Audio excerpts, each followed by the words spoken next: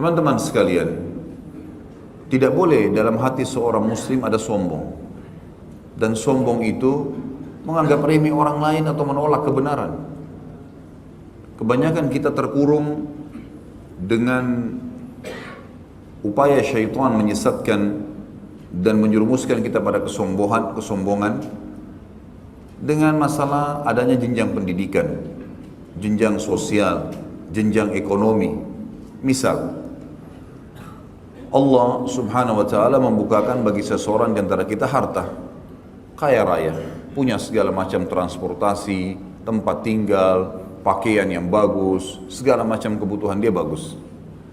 Maka syaitan menunggangi pada diri orang ini kesombongan. Dia kalau lewat melihat ada seseorang yang beda dari sisi jenjang ekonomi itu, dia tiba-tiba menganggap remeh. Terlintas misal dari tatapan mata, dari cara membentuk mulut atau bibir, kesannya menganggap remeh, memotong perkataan orang, tidak menganggap penting. Mungkin karena orang itu bawahannya, tetangganya yang lebih miskin atau lebih susah hidupnya atau susah hidupnya dibandingkan dia. Ini semua teman-teman sekalian masuk dalam hal yang dibenci, keburukan. Tidak boleh ini. Atau misalnya jenjang sosial, dia merasa negaranya misalnya negara adik kuasa. Pada saat dia datang ke negara lain, dia menganggap negara itu negara kecil, penduduknya sedikit. Dia merasa negaranya adik kuasa padahal tidak ada hubungan sama sekali dengan dia. Maka kemudian dia menganggap remeh seseorang. Atau dia tinggal di sebuah komplek, kemudian dia tidak mau melirik orang-orang yang ada di sebelah tembok komplek itu, karena memang rumah mereka rumah-rumah kayu, rumah biasa. Atau mungkin dia melihat seseorang yang mengumpulkan sampah di jalan dengan pakaian yang kotor. Mungkin hanya berharap orang ini mengeluarkan duit 10 ribu, 20 ribu rupiah untuk diberikan agar dia bisa makan.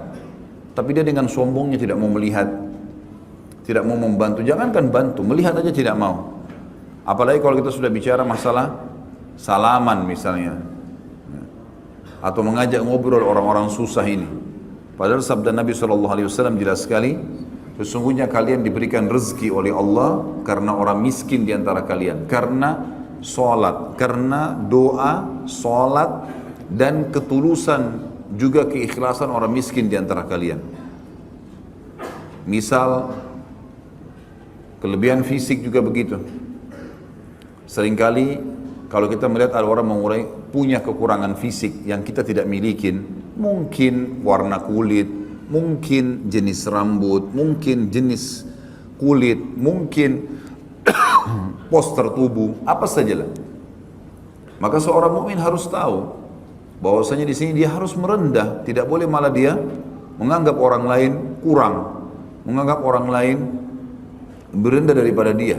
Ini semua hal keburukan teman-teman sekalian dan tidak boleh ada dalam jiwa seorang muslim. Sampai sebagian ulama mengatakan kalau sudah muncul dalam hatimu sedikit pun dari rasa kesombongan, maka hati-hatilah karena sudah cukup dengan sedikit itu membuatmu tidak bisa mencium bau surga apalagi masuk di dalamnya. Sebagaimana sabda Nabi SAW, siapa yang dalam hatinya ada seperti biji sawi dari kesombongan maka tidak akan mencium bau surga. Ya. Kita boleh menggunakan pakaian yang bagus, kendaraan yang bagus, rumah yang bagus, tapi merendahlah. Sesekali jenguk tetangga, lihat keadaan ekonomi orang yang kurang.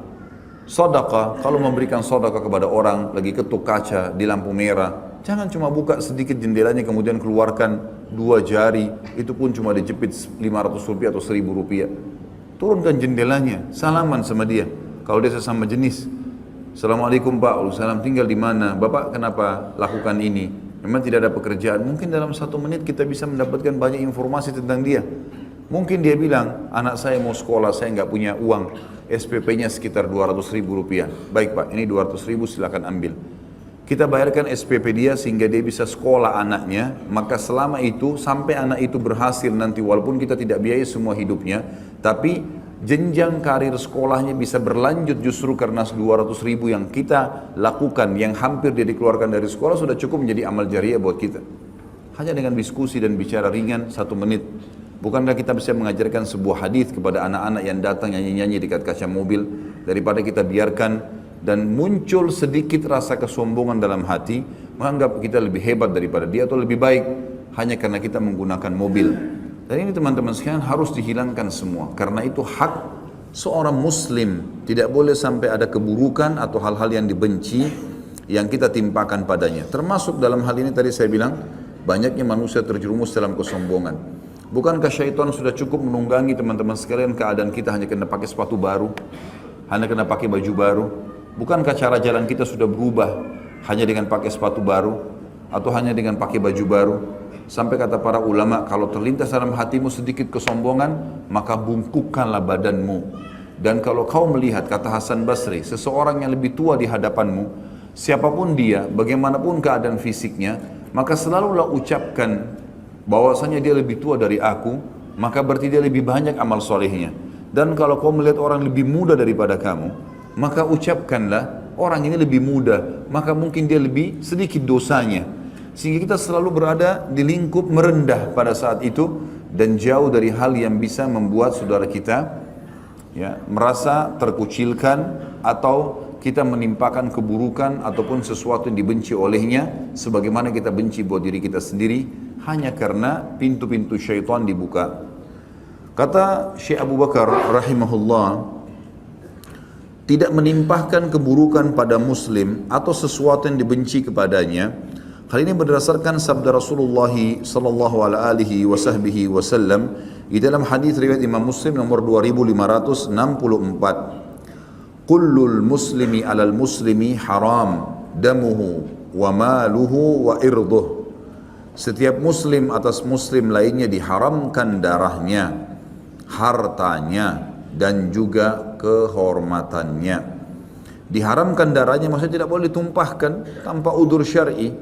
Kalau kita pemerintah, ada orang yang jelas-jelas melanggar, dia membunuh atau misalnya dia mencuri, kemudian ada hukum Islam diterapkan, dikisos kepalanya atau dipotong tangannya, itu lain. Ada perintah sang pencipta di situ. Tapi kalau tidak ada, apa hak kita teman-teman sekalian memukul, menonjok orang lain hanya karena dia bawaan kita misalnya, atau hanya karena kita merasa kita kakak kelas, senior misalnya, menonjok orang. Saya subhanallah pernah lewat di salah satu jalan di Jakarta, saya melihat ada dua orang laki-laki di pinggir jalan, lalu yang satu marah-marah sambil tonjok-tonjokin wajahnya orang itu, dan yang satu seperti ketakutan sekali.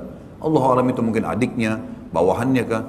Tapi subhanallah saya melihat kok bisa ada manusia seperti ini ya? Siapa dia sampai mau melakukan perbuatan itu kepada orang lain? Bukankah kata Nabi SAW, irhamu man fil ardi yarhamkum man fis sama, kasihani orang yang ada di muka bumi dan yang di langit akan mengasihanimu, gitu kan? Tidak pernah kita temukan Nabi SAW menonjok-nonjok orang atau para sahabat disebutkan riwayat, gitu kan? Kecuali memang orang itu berhubungan dengan hukum syar'i. Kasus pernah Nabi SAW menyuruh orang Yahudi yang jelas-jelas mencuri, lalu kemudian dia tidak mau mengaku. Nabi SAW dapat wahyu dan mengatakan pada Yahudi itu, wahyu turun kepadaku, kau mencuri. Dia bilang enggak. Maka kata Nabi SAW kepada Zubair, hukumlah orang ini. Maka oleh Zubair digebukin orang itu. Karena perintah Nabi SAW supaya dia mengaku itu beda. Berhubungan dengan masalah penjahat-penjahat, tapi itu pun yang menanganinya adalah pihak pemerintah. Karena Nabi SAW sini pemerintah, bukan individu. Bukan individu. Jadi harus kita garis bawah ini teman-teman sekalian, supaya tidak terbuka pintu-pintu syaitan itu. Diharamkan darahnya, diharamkan hartanya, tidak boleh menipunya, tidak boleh utang dengan dia tidak mau bayar. Haram semuanya. Percuma biar antum mengambil miliaran rupiah karena manipulasi data atau karena utang sama seseorang muslim, atau misal menjadikan dia sebagai target untuk ditipu. Kita ajak dia berbisnis lalu kemudian sudah tahu kita akan menipunya, sengaja kita memanipulasi keadaan. Ini semua haram hukumnya dan tidak ada manfaatnya. Harta itu dipastikan akan berbahaya buat si penipu. Ini maksudnya diharamkan hartanya. Dan juga diharamkan kehormatannya, nggak boleh diganggu istrinya, nggak boleh diganggu anaknya, nggak boleh dirusak namanya dengan gunjing, ghibah. Termasuk sekarang luar biasa media-media kita ini menggunjing sesama muslim. Setiap hari ada saja toko yang menjadi target. Sama masalah sama suami istri, masalah sama istrinya, masalah sama suaminya, masalah sama anaknya. masalah sama pembantunya, masalah sama kerjaannya, segala macam dikorek-korek. Sampai kadang-kadang sengaja dipasang kamera tersembunyi untuk mencari aibnya orang lain. Ini mencoreng kehormatan dan dalam Islam tidak ada itu. Tidak ada sama sekali. Kalau kita melihat aib dari seorang muslim, tugas kita adalah menutupi aib tersebut. Kata Nabi SAW, "Man satara musliman fid dunya, satarahullahu yaumal qiyamah." Siapa yang menutupi aib seorang muslim di dunia, Allah akan tutupi aibnya pada hari kiamat. Dalil yang kedua adalah hadis Nabi SAW, riwayat Imam Ahmad nomor 22.555 dan Abu Daud nomor 5.004 dengan sanad yang sahih. La yahillu li muslimin an yurawwi'a musliman. Seorang muslim tidak boleh menakut-nakuti muslim yang lain. Boleh sama sekali. Pernah ada seorang sahabat, teman-teman sekalian, bawa pedangnya nggak di ngapa-ngapain, cuma dipasang di pinggangnya saja, tapi tidak punya sarung pedang itu. Sehingga kalau ada orang yang berpapasan mungkin bisa kena di pasar Madinah. Waktu baginda Nabi SAW melihat, beliau mengatakan, beritahukan kepada orang itu agar membungkus pedangnya, agar jangan sampai dia menyakiti saudaranya muslim. Padahal dia nggak niat apa-apa. Dia nggak niat apa-apa. Teman-teman, antum lagi bawa barang, tahu ini barang kalau ditaruh di motor mungkin bisa ganggu orang lain di sebelah, bisa berbahaya, lalu ugal-ugalan. Nggak bisa ini, nggak bisa. Antum bawa barangnya hati-hatilah, jangan sampai menyakiti orang lain. Ya. Ada orang subhanallah kadang-kadang sudah salah, dia yang marah-marah. Ini luar biasa ini. Ya, ini dalam bahasa Arab dikatakan akhashafan wa su'akila. Dua keburukan bersatu dalam satu perbuatan. Orang-orang Arab dulu, kalau seandainya ada penjual kurma, kurmanya yang dipajang bagus, kemudian pada saat dibungkusin orang lain kurma yang buruk, khasaf namanya, kurma yang kering, gitu kan. Kemudian pada saat ditimbang kurang lagi timbangannya, maka dua keburukan, sudah kurmanya buruk, kemudian timbangannya lagi kurang. Maka ini ditarik dalam semua perilaku yang seperti itu. Sudah mau utang sama orang, kemudian dia menggunakan intimidasi. Mau minta tolong sama seseorang, tapi minta tolongnya dengan kasar. Dan seterusnya. Ini semua tidak boleh teman-teman sekalian. Atau dia salah, dia yang marah-marah. Gitu kan. Saya sering lihat di Indonesia ini ada beberapa kejadian. Kayak misal kita lagi jalan. Kemudian kita lagi jalan, ada orang yang datang nabrak. Gitu kan. Jelas-jelas dia yang salah. Loh, yang ditabrak malah dikeroyokin. Kok jadi terbalik ini? Mungkin hanya karena dia pakai mobil, ini yang nabrak pakai motor. Nggak bisa saudara. Salah ya salah. Orang yang jatuh pakai motor, kenapa kamu nabrak? Harus adil di sini. Ini enggak, kamu harus bawa ke rumah sakit, kamu harus begini. Kalau kita mau minta tolong, sudahlah, kita tahu tadi orang ini salah, maka bantulah, gitu kan. Bawa ke rumah sakit, bisa dibantu, karena dia lagi benar. Nggak boleh spontan karena orang pakai mobil lalu kemudian kita main salahin orang, nggak bisa ini, gitu kan. Saya pernah mengalami keadaan, pernah saya jalan satu kali pakai mobil, ada orang entah dari mana, tiba-tiba dari belakang saya jalan tidak ada salah, terus nabrak mobil itu. Mobil itu saya parkir ke sebelah, tiba-tiba ada orang datang, kemudian mengatakan, Pak ini Pak, dia kenapa ditabrak, kenapa begini, ribut. Orang ini nggak ada hubungannya sama sekali, nggak ada hubungannya. Terus saya bilang, ada apa Bapak, kenapa marah-marah? Dia bilang, Bapak ini tabrak. Enggak, saya nggak nabrak. Mobil saya di depan, orang ini di belakang, gitu kan? Tetap aja dia ngotot dengan beberapa temannya. Saya berpegang pada kebenaran. Saya akan bawa orang ini ke rumah sakit, saya akan obatin. Tapi bukan saya yang salah. Akhirnya saya berdirikan orang itu, saya tanya, Bapak yang salah siapa? Saya atau Bapak? Saya Pak. Baik, sampaikan ke mereka, gitu kan? Saya akan bantu. Tetapi kalau saya disalahkan nggak bisa ini. Ini sudah dua keburukan, nggak boleh. Itu kan berarti merusak kehormatan seorang muslim. Gimana caranya orang tidak salah lalu disalahin, gitu kan? Gak mungkin ini teman-teman sekalian. Kita harus adil. Tapi kalau orang itu salah, wajar kita ingatkan, ingkar mungkar pada tempatnya. Ya. Ini sebuah tradisi yang saya lihat kayak jadi sudah biasa. Sampai ada orang menjadikan itu sebagai kebiasaan untuk mendapatkan duit. Sengaja dia tabrakin. Dia nggak ada duit, dia tabrakin motornya ke orang lain. Kemudian akhirnya dia minta untuk dibawa ke rumah sakit dan dikasih duit. La haula wala quwata illa billah. Uang ini haram teman-teman sekalian. Haram ini. Gimana caranya? Mau ngambil dengan cara begitu?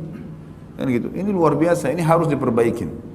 Dan ini semuanya hukumnya haram dan tidak boleh menakut-nakuti seorang muslim, diharamkan oleh Nabi SAW. Kemudian juga dikatakan oleh Nabi SAW di dalam hadis yang lain, diriwayatkan Imam Ahmad, dan di sanadnya ada kelemahan, tetapi Syekh Abu Bakar rahimahullah mengangkat hadis ini karena dia tidak bentrok dengan hadis-hadis yang sahih, bahkan bisa jalan atau semakna, sejalan atau semakna. Kata Nabi SAW, la yahillu li muslimin an yushira ila akhihi binadratin tu'zi. Seorang muslim tidak boleh mengisyaratkan kepada saudaranya sesama muslim dengan pandangan yang menyakitinya. Tadi pandangan sinis, ya, menganggap remeh dari tatapan matanya. Gitu kan. Ini semua teman-teman tidak boleh sama sekali. Ingat, siapapun yang menganggap remeh orang lain, teman-teman, hati-hati, keadaan orang itu bisa berpindah pada antum. Hati-hati. Dalam sebuah kisah disebutkan seorang salafil ummah pernah cerita dari kalangan tabi'in. Dia bilang, saya masuk ke masjid, saya temukan ada orang lagi sholat. Dan orang itu khusyuk sekali sholatnya di pojok masjid. Sujudnya, rukunya, bacaannya, luar biasa. Terlintas di hati saya perkataan dan saya mengiyakan terlintasan itu, oh orang itu kayaknya riya, karena orang itu pas lagi sujud nangis. Lalu terlintas dia bilang di hati saya mengatakan orang ini kayaknya riya. Dia bilang gara-gara perkataan itu Allah mengharamkan saya menangis sebulan. Padahal orang ini tadinya suka nangis karena Allah. Dia bilang hanya terlintas di hati saya begitu dan saya mengiyakan, maka akhirnya saya terharamkan dari menangis sebulan. Kalau masih ingat statement Umar radhiyallahu anhu yang berkata, saya khawatir kalau melihat seorang wanita hamil lewat di hadapanku, lalu aku berkata, ih besar ya perutnya, maka Allah membuat aku hamil. Statement ini mungkin sedikit ada seakan-akan lucu, tapi sebenarnya ini statement keimanan, di mana Umar mengatakan khawatir kalau ada penganggap remeh terhadap seorang muslim yang lain, sudah cukup Allah pindahkan masalah itu. Banyak di antara salaful ummah mengatakan, tidak ada seseorang yang menganggap remeh orang lain, bahkan itu terjadi pada musuh sekalipun, kecuali Allah subhanahu wa ta'ala akan membalik keadaan. Kisah perang Hunain, Nabi SAW ada pasukan muslimin di atas 10.000 orang, lebih besar daripada pasukan kafir. Pertama kali pasukan muslim lebih banyak daripada pasukan kafir. Muncul di diri beberapa sahabat nganggap remeh, oh musuh, gampang kita kalahin. Maka yang terjadi, muslimin dikalahkan. Pada saat itu, di awal peperangan dikalahkan. Makanya Nabi SAW membaca doa, minta dilindungi dari syamatatil a'da. Syamatatil a'da, syamata adalah menganggap remeh orang lain. A'da musuh. Nggak boleh kita anggap remeh teman-teman sekalian. Walaupun itu musuh kita. Apalagi kalau cuma saingan kerja, apalagi cuma sekedar saingan di komplek, saingan di yayasan, saingan di masjid. Apa urusannya? Apa hubungannya kita menganggap remeh orang lain? Itu hukumnya haram, tidak dibolehkan.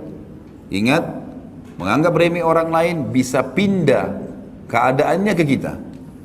Nah, itu banyak sekali contoh-contoh berhubungan dengan masalah ini. Maka merendahlah teman-teman sekalian.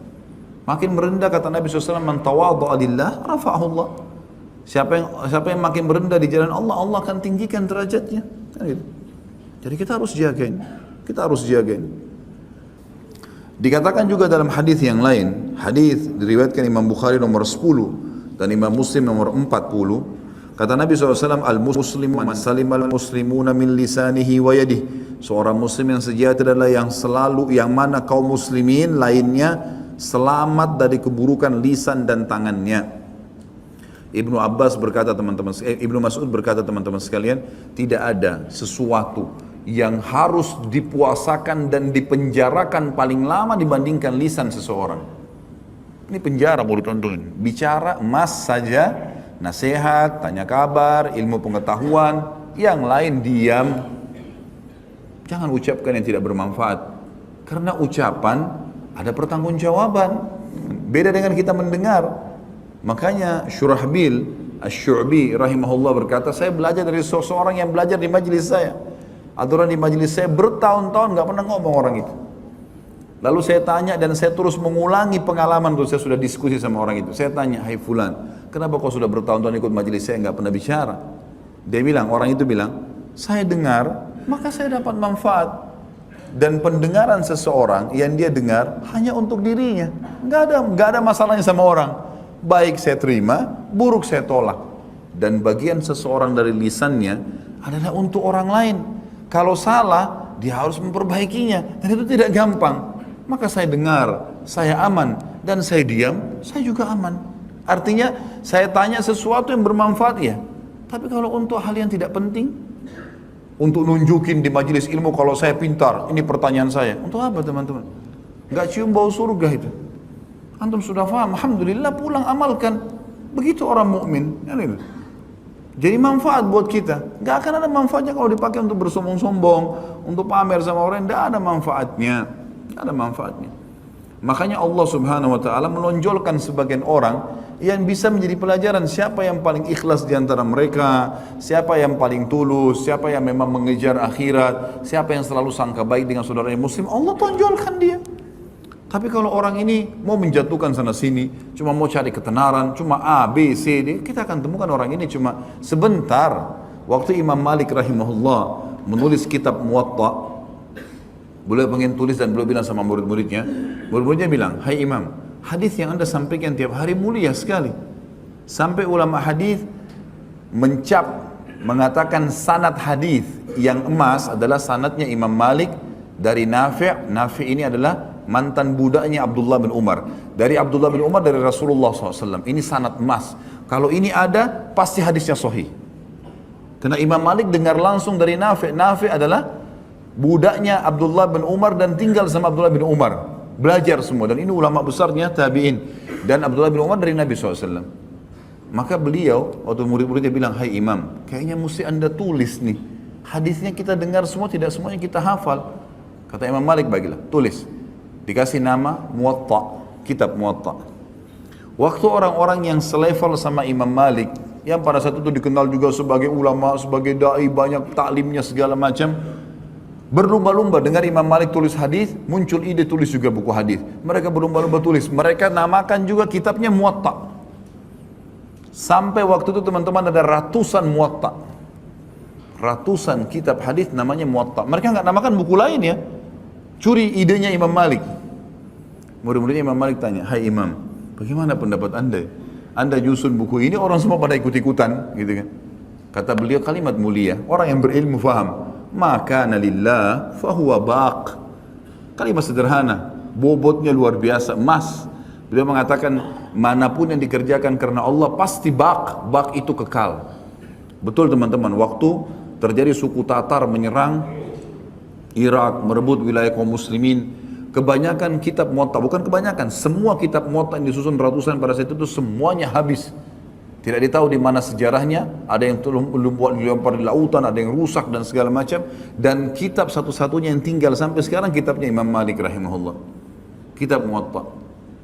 Bagaimana Allah menghantarkan keikhlasan itu kepada targetnya. Untuk apa bersaing dengan seorang muslim? Teman-teman sekalian, hadis mulia. Kata Nabi SAW, tidak ada seseorang yang mendoakan saudaranya muslim kecuali di atas kepalanya malaikat akan berkata, walaka mithluhu, walaka mithlu. Kau akan dapat yang sama, kau akan dapat yang sama. Kita lihat teman kita punya kekayaan. Ya Allah, limpahkan kekayaan lebih banyak lagi. Berkahi buat dia. Antum sadar nggak? Waktu antum doain dia, antum sedang doain diri antum sendiri. Karena malaikat atas kepala kita mengatakan, engkau akan dapat sama, engkau akan dapat sama. Doa malaikat mustajab. Kita lihat orang pintar, ya Allah berkahi kepintarannya. Keluarganya bahagia, ya Allah tambahkan kebahagiaan. Gitu kan? Kalau kita doakan keburukan, misal kita mengatakan apa? Kenapa dapat begini ya? Mudah-mudahan usahanya bangkrut, mudah-mudahan begini, mudah-mudahan kelebihan fisiknya jadi rusak dan segalanya. Gembira kalau saudara muslim kena tertimpa masalah. Maka ini teman-teman sekalian sama saja dia sedang doakan dirinya. Karena malaikat bilang, kau dapat sama, kau akan dapat sama. Ya Allah jelekkan, nah kau juga jelek. Ya Allah bangkrutkan, kau juga bangkrut. Nah doa kita kepada Allah untuk dia belum tentu diterima, tapi doa malaikat kepada Allah untuk kita diterima. Kenapa nggak doain kebaikan? Saya lihat ini teman-teman di Saudi kental sekali ya. Tidak pernah saya temukan siapapun yang saya kenal atau tidak kenal di Saudi, misal dia tanya tentang saya, kemudian saya ceritain, saya punya yayasan atau saya punya kegiatan bisnis seperti ini. Nggak ada orang mengatakan hasutnya terlihat misalnya, di mana ya? Kenapa kau bisa? Bagaimana caranya? Nggak ada. Mereka bilang, Masya Allah, semoga Allah berkahi akhi. Insya Allah jadi luas, jadi berkah, jadi banyak. Nggak pernah mereka tuh. Jadi sudah menutup pintu itu. Karena pemahaman tentang masalah ini. Kita kadang-kadang subhanallah baru buka kios kecil di Kalibata City. Sudah sorotan matanya orang luar biasa. Seperti kita sudah jadi miliarder bagaimana? Lewat matanya nyorot. Ini kenapa bisa buka di sini nih? La haula wa la quwata illa billah. Lewat, Masya Allah, insya Allah diberkahi akhi, sudah mulai sewa iya, mudah-mudahan pindah ke tempat yang lebih luas ya, Allah berkahi. Malaikat bilang, kau dapat sama, ingat ya, bawa pulang ilmu ini cukup buat saya ya, pulang amalin tuh teman-teman sekalian, selalu doakan kebaikan, doakan istri, doakan suami, doakan anak, doakan orang yang bantu, tunjukin parkir keluar, doakan semua kebaikan. Jazakallah khair, terima kasih, baik, mudah-mudahan Allah berkahi hidupnya ya, selalu kebaikan. Maka itu yang diharapkan. Lisan kita bukan menyakiti muslim tapi malah memberikan kebaikan padanya. Karena dikatakan seorang muslim yang sejati adalah yang mana kaum muslimin lain selamat dari keburukan lisan dan tangannya. Memukulkah, mengambilkah, mencurikah dan seterusnya, ini masuk dalam masalah tangan.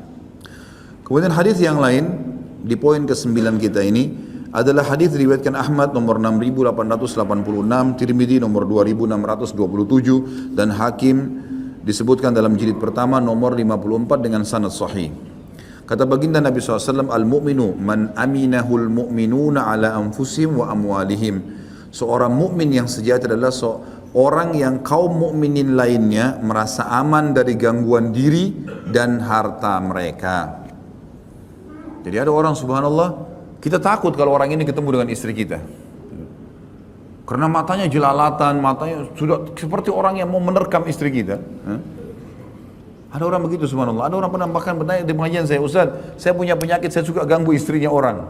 La haula wala quwata illa billah. Kenapa? Habis manusia, sudah habis yang bukan jadi istrinya orang, penyakit syaitan goda. Ada orang subhanallah kita ketakutan, masuk ke rumah kita ketakutan orang ini nanti ganggu, gitu kan? Bahaya sekali. Ini dimaksud orang mukmin sejati, orang mukmin yang orang aman, merasa aman dengan dia, di harta kah, di kehormatan kah, di keluarganya kah. Ada orang kita ketakutan kalau nginap di rumah kita, karena orang ini selalu terdengar suka mencuri misalnya. Tidak ada keamanan, gitu kan? Ini adalah orang-orang yang buruk semuanya, orang yang buruk dan orang seperti harus dijauhi. Maka sifat orang mukmin teman-teman harus semua orang merasa aman dengan kita, dibuat seaman mungkin. Dan ingat, Allah yang maha tinggi dan maha adil mengawasi. Innallaha kana alaikum raqiba. Allah mengawasi kalian dengan sangat detail semua perbuatan sekecil apapun baik atau buruk. Faman ya'mal mithqala dzarratin khairan yarah wa man ya'mal mithqala dzarratin syarran yarah. Yang berbuat seperti biji sawi kebaikan dia pasti lihat. Lihat kata ulama tafsir, di dunia ada kebaikan-kebaikan balasannya dan di akhirat ada kebaikannya juga balasannya. Dan keburukan buruk juga sama. Sekecil apapun akan ada konsekuensi pembersihan. Begitu juga dengan di akhirat. Lalu untuk apa kita mengambil haknya orang lain, mengganggu mereka, untuk apa? Nah, ini hak seorang muslim harus dijaga, saudaraku seiman. Siapapun dia, yang penting dia muslim. Jangan anggap remeh fisik orang. Kadang-kadang subhanallah tadi saya bilang jenjang pendidikan, kekayaan, sosial membuat kita merasa lebih hebat dari orang lain. Mungkin ada seorang pengurus masjid teman-teman sekalian, tidak ada sekolahnya, nggak ada sekolah, ijazah SD-nya pun tidak ada. Tapi tiap hari Masya Allah azan urus masjid itu lebih afdal daripada ana dan antum. Lebih afdal tiap hari ngurus rumahnya Allah, demi Allah urus masjid ini dan masjid lain teman-teman lebih mulia daripada urus Istana Merdeka. Ini rumahnya Allah, itu rumahnya itu siapa? Semua jabatan manusia. Ini rumahnya Allah, walaupun musola kecil itu orang lebih mulia. Berapa banyak orang di antara kita menganggap remeh orang-orang seperti ini? Mungkin dia pintar, sekolah di Jakarta, S2, S3, mungkin sudah profesor. Orang tuanya di kampung cuma urus perkebunan dan pertanian, tidak ngerti apa-apa. Dia pulang kampung karena dia sudah biasa dengan bahasa-bahasa, ya, kosakata akademik. Maka akhirnya dia ketemu sama orang tuanya ngomong apa adanya, tidak ada pendidikannya. Lalu muncul perasaan menganggap remeh. Ini gimana caranya teman-teman sekalian? Gimana caranya kita merasa seperti ini? Ini semua harus dihilangkan. Ini harus dihilangkan dan kita harus menjadi orang mukmin yang menghormati orang lain. Yang ke-10, rendah hati dan tidak menyombongkan diri kepadanya, serta tidak membangunkannya dari tempat duduknya untuk kemudian mendudukinya. Hal ini berdasarkan firman Allah Subhanahu wa taala dalam surah Luqman ayat 18. A'udzu billahi minasyaitonir rajim wa la tusa'ir khaddaka lin-nasi wa la tamshi fil ardi maraha innallaha la yuhibbu kulla mukhtalin fakhur. Dan jangan engkau memalingkan mukamu dari manusia karena sombong dengan menganggap remeh, bicara enggak melihat. Dan jangan kamu berjalan di muka bumi dengan angkuh, ya. Angkuh ini masuk dalamnya perilaku, perkataan, gerak-gerik, bahasa tubuh, semuanya kalau membawa pada kesombongan diistilahkan dengan angkuh, ya. Sesungguhnya Allah tidak menyukai orang yang sombong lagi membanggakan diri. Dalam sabda Nabi SAW di dalam hadis riwayat Abu Daud nomor 4895, Ibnu Majah 4179 dengan sanad sahih.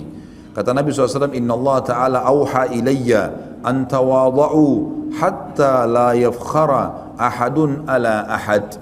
Sesungguhnya Allah telah mewahyukan secara khusus kepadaku agar kalian bersikap rendah hati sehingga tidak ada seorang pun yang membanggakan diri terhadap orang lain. Ini perintah Nabi SAW, wahyu dari Allah langsung disuruh itu. Raja, pencipta, pemilik langit dan bumi yang memerintahkan itu. Jangan sombong. Kita tidak bakal bisa mencapai gunung yang besar, kita juga tidak bisa buat apa-apa. Kadang-kadang subhanallah orang naik motor, suaranya ribut. Dia balap, kadang-kadang di depan rumah saya gitu, karena di pinggir jalan, balap, ribut. Terus saya berpikir, habis itu apa? 10 meter, 20 meter suaranya ribut itu, sudah ganggu orang, bensinnya banyak yang terpakai. Iya kalau tiba-tiba nggak mogok motornya. Gitu. Gak ada apa gunanya, sombong dengan 10 meter itu untuk apa? Apa yang mau disombongin itu? Ribut dengan itu, tunjukin kehebatan. Lewat di sebelah, ngapain ngomongin? Untuk apa ini? Nunjukin kalau saya hebat. Terus ternyata orang yang sedang ditantang ini mungkin ahli bela diri, bisa dipatahin lehernya dia. Apa itu apa? Saya kadang-kadang lihat subhanallah ada orang sengaja ganti knalpotnya. Untuk apa ganti knalpot teman-teman sekalian? Buang-buang duit untuk apa? Ribut, ganggu orang, gak enak dengarnya. Dan itu pasti membawa pada kesombongan, tidak bisa dikatakan tidak. Susah. Karena sudah ribut pasti tujuannya untuk pamerin sama orang. Bukan, pamerin kekuatan tuh depan musuh di sana di Israel. Nah itu otot-otot memperlihatkan di sana. Ribut suara di situ di medan perang. Sahabat itu kalau ngomong satu sama yang lain sampai hampir tidak terdengar di antara mereka. Kena lembutnya, tapi di kancah peperangan suara mereka bisa membuat musuh-musuh pada takut. Itu laki-laki yang jantan, gitu kan? Bukan pamer-pamer depannya orang. Gitu. Ada orang subhanallah rumah tangga istrinya jadi bahan tempat, ya praktek. Sebentar memar di kiri, sebentar benjol kepala, sebentar ditarik rambutnya, sebentar ditendang. Ya akhi, otot kamu itu bukan untuk perempuan. Sana di medan perang, gitu. Bukan di rumah ini. Anaknya dipukulin ini segala macam. Padahal mungkin kalau di luar pengecut nih orang. Ada semua gunanya ini. Ya. Baik, saya akan bacakan dalil selanjutnya baru kemudian kita azan. Diangkat di sini sabda Nabi SAW dalam hadis yang sahih diriwayatkan Imam Muslim nomor 2588, ma tawadha ahadun lillahi illa rafa'ahu Allah Ta'ala. Tidaklah seseorang berendah hati karena Allah, melainkan Allah Ta'ala akan meninggikan martabatnya. Lain dari itu, karena telah ada contoh dari Rasulullah SAW tentang rendah hati beliau terhadap kaum muslimin, walaupun beliau adalah penghulu para rasul, dan beliau tidak congkak serta tidak sombong, sehingga beliau tetap berkenan untuk berjalan bersama para janda, fakir miskin, dan memenuhi kebutuhan-kebutuhan mereka. Bahkan dalam satu doanya beliau mengucapkan, Allahumma ahini miskinan wa amitni miskinan wahsyurni fi zumratil masakin. Hadis ini sahih diriwayatkan Ibnu Majah nomor 4126 dan juga Al-Hakim di jilid 4 nomor 358. Ya Allah, hidupkanlah aku dalam keadaan miskin. Maksudnya seperti keadaan orang-orang yang miskin. Bukan Nabi minta supaya miskin hidupnya. Yang dimaksud adalah supaya saya bisa merasakan keadaan orang-orang miskin itu. Dan matikanlah aku dalam keadaan seperti mereka. Orang miskin itu biasanya tulus sekali, ikhlas, hilang barangnya gitu. Saya kemarin naik, satu orang mengantar saya naik ojek gitu kan, saya lagi jalan, terus dia cerita saya lagi jalan, terus dia bilang sama saya, kebetulan saya bawa koper, dia agak berat gitu kan, terus saya bilang, Pak biar saya yang bawa motornya, Bapak yang pegangin koper. Loh kok bisa Pak? Ya nggak apa-apa. Apa ajak aja, anggap aja saya yang ngojek gitu kan. Ketawa dia gitu. Lalu dia di belakang saya. Sementara dia pegang koper saya di belakang, karena dia agak kecil badannya, maka beliau mengatakan pada saya, ini motor saya baru hilang kemarin gitu. Kemudian saya baru cicil 2 tahun, ini padahal sudah setengah mati, ya hilang. Terus bahasa terakhirnya itu yang sambil pelajaran, dia bilang apa? Tapi ya sudahlah, saya ikhlaskan. Dan sekarang ini keluarga saya cicilkan saya motor ini Pak. Saya berpikir, subhanallah ya, beratnya motor itu bagi dia mungkin 12-13 juta. Bukan dengan seperti sebagian orang yang Masya Allah mau gonta-ganti mobil bisa. Itu berat, tapi dia bisa dengan mudah mengikhlaskan. Itu keadaan orang miskin biasanya begitu. Jadi mereka gampang, lebih dekat dengan keikhlasan. Itu yang dimaksud di sini. Dan himpunkanlah aku bersama golongan orang-orang miskin. Yang terakhir teman-teman sekalian adalah hadis Nabi SAW. Hadis ini diriwayatkan Bukhari nomor 6269 dan Muslim 2177. Kata Nabi SAW, la yuqimanna ahadukum rajulan min majlisi thumma yajlisu fi walakin tawassa'u wa tafassahu. Janganlah seseorang di antara kalian membangunkan seseorang dari tempat duduknya lalu dia menduduki tempatnya. Akan tapi lapangkanlah dan luaskanlah. Kalau mau masuk pamit baru masuk ke sebelah, gitu kan? Juga teman-teman jangan sampai kayak di masjid ada sudah dilowongkan tempat buat seseorang, jangan kita ambil, emang sudah begitu. Ya sudah, ada saudara kita muslim, kita pindahlah ke tempat lain. Kalaupun kita mau maka lebarkanlah atau luaskanlah. Dalam riwayat yang dikatakan, lunakkan pundak-pundak kalian untuk saudara kalian supaya bisa masuk dalam saf. Tapi kalau kita pindahkan orang lain hanya karena dia tukang sampah, hanya karena dia orang yang tidak dikenal di masjid itu, maka ini semua tidak dibenarkan. Allahu a'lam. Seperti biasa kita akan buka pertanyaan teman-teman sekalian setelah sholat ba'da isya. Subhanakallahumma wa bihamdika asyhadu an la ilaha illallah astaghfirullah wa atubu ilaih. Wassalamualaikum warahmatullahi wabarakatuh.